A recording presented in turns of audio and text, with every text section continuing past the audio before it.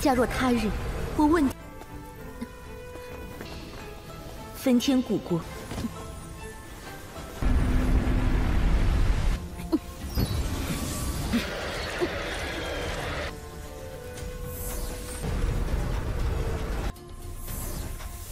恐怕是服用了遮天草。这么大的，不好了！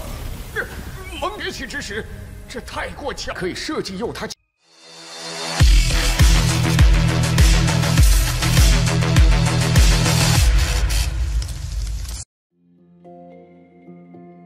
Halo semuanya, selamat datang di Ruang Sinema. Bagaimana kabar kalian semua? Semoga selalu sehat dan baik-baik saja.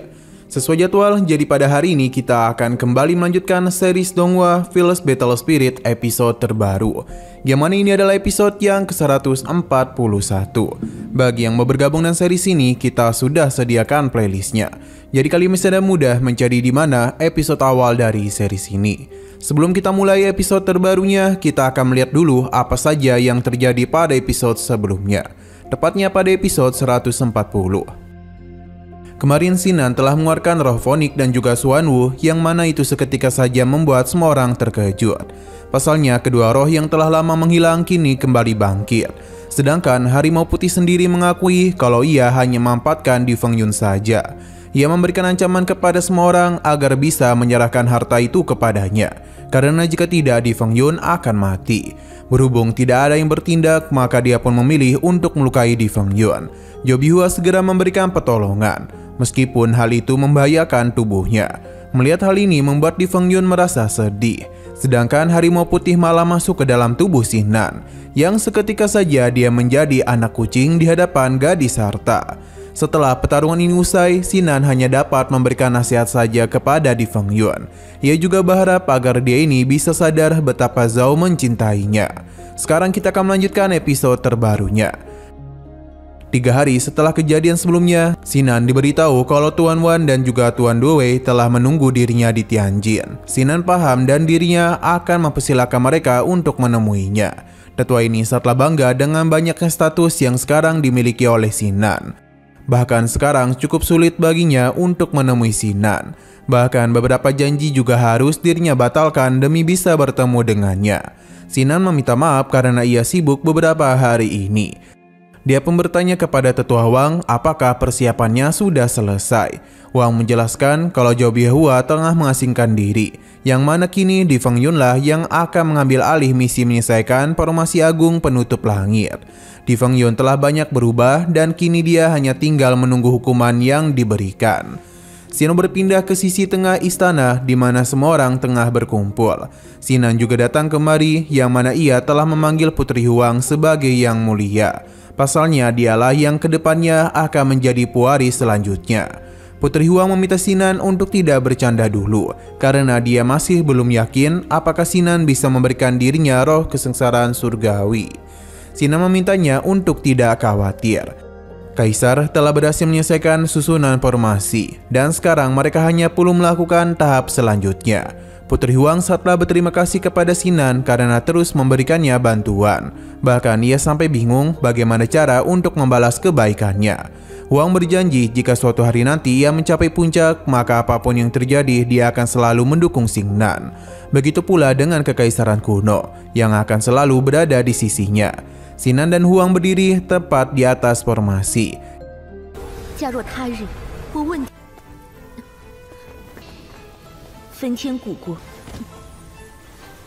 Yang mana mereka akan mulai melakukan proses tersebut. Di Fengyun meminta untuk berhati-hati karena hal ini tidak semudah yang dikira, bahkan memiliki risiko yang cukup berbahaya. Roh Phoenix menyarankan untuk mempercayakan formasi pertahanan kepada mereka, karena apapun yang terjadi merekalah yang akan melindungi. Setelah formasi pertahanan dibentuk, saat itu jugalah Dao Surgawi muncul.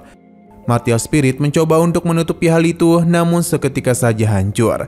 Di Fengyun menyarankan mereka untuk cepat karena bagaimanapun Dao Surgawi bisa saja merasakan mereka. Sinan langsung saja mengeluarkan naganya untuk dapat masuk ke dalam tubuh Huang. Sejauh ini sepertinya rencana mereka berjalan dengan lancar. Sampai pada akhirnya formasi pertahanan surgawi pun dihentikan karena bagaimanapun Putri Huang telah berhasil. Ia membuat semua orang pun senang.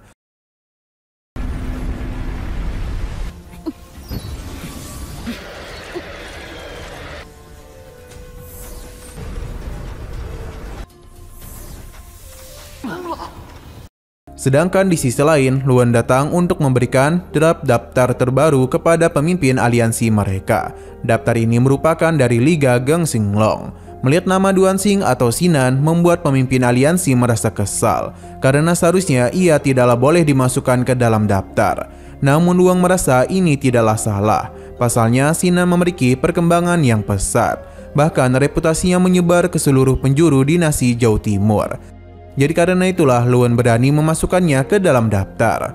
Pemimpin aliansi tidaklah mau mengakuinya karena bagaimanapun ialah yang memegang kendali penuh. Bahkan karena Sinanlah rencana mereka bersama Camp Harimau Putih harus gagal. Baginya Duansing harus diperlakukan sama dengan Sinan. Padahal tanpa ia ketahui mereka adalah dua orang yang sama.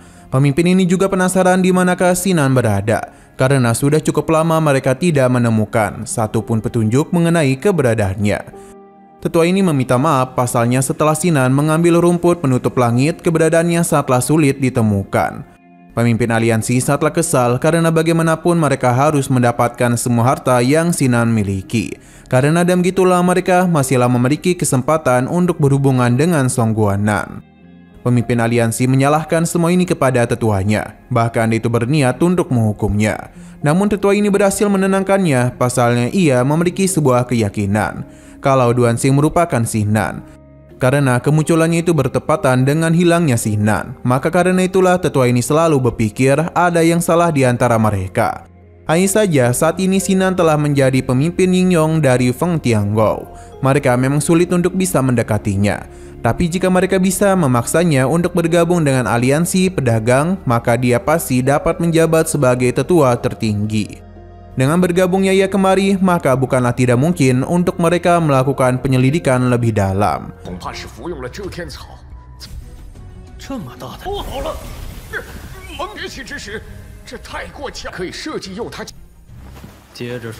Kembali kepada Sinan, di mana Huang merasa ada sesuatu yang aneh, dan dia tidak dapat dijelaskan tentang kehendak surganya.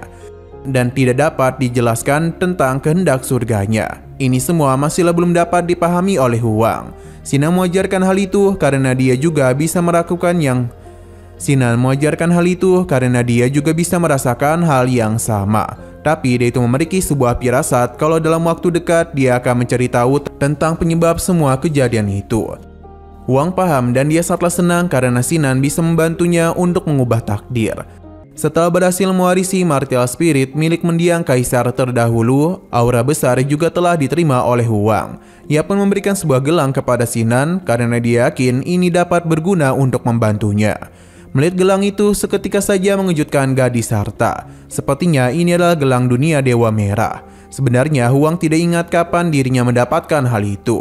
Karena yang dia ingat hanyalah seorang pria tua dengan jenggot putih yang dulu memberikannya. Huang bahkan sudah membawanya sejak kecil. Huang pun agak malu karena ini sama saja dengan pengakuan cintanya. Dia pun memberikan gelang ini kepada Sinan. Yang seketika saja sebuah energi yang begitu besar mulai dia rasakan. Semua ini telah masuk ke dalam diri Sinan, yang mana ini telah membantunya naik ke tingkat 5 dari kultivasinya. Energi primordial pun berubah dari awalnya kekacauan menjadi ki mimpi yang lebih halus. Bagi gadis harta, Hong Jin maupun tali merah telah ditakdirkan untuknya. Sepertinya Sinanlah yang akan dihabisi oleh saudaranya, yakni Sanseng.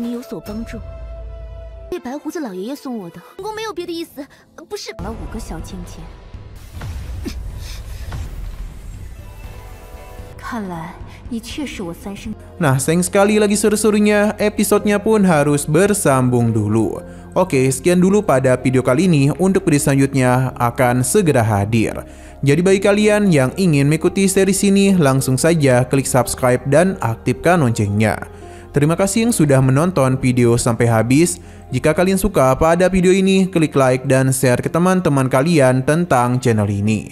Dan ditunggu aja kelanjutannya. Oke, sampai jumpa di video selanjutnya.